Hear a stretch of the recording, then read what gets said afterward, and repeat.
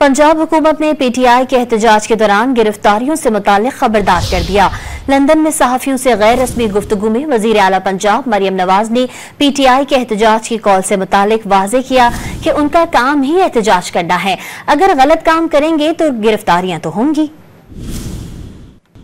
PTI ने 24 को एहतजाज की कॉल दे दी है। उनका काम ही यही है। आप कैसे देखते हैं उनका प्रोटेस्ट आपकी बार कामयाब होगा? मैम, क्या आप पुलिस उनको गिरफ्तार करेगी? गलत काम करेंगे तो करेगी। पीटीआई ने 24 को एहतजाज की कॉल दे दी है।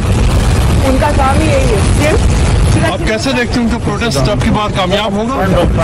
मैम, क्या आप पुलिस उनको गिरफ्तार करेगी? गलत काम करेंगे तो करेगी। पीटीआई ने 24 को एहतजाज की कॉल दे दी है।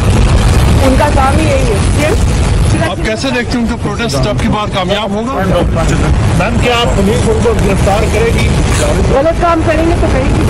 पीटीआई ने 24 को एहतजाज की कॉल दे दी है। उनका काम ही यही है। आप कैसे देखते हैं उनका प्रोटेस्ट आपकी बार कामयाब होगा? मैम, क्या आप पुलिस उनको गिरफ्तार करेगी? गलत काम करेंगे तो करेगी।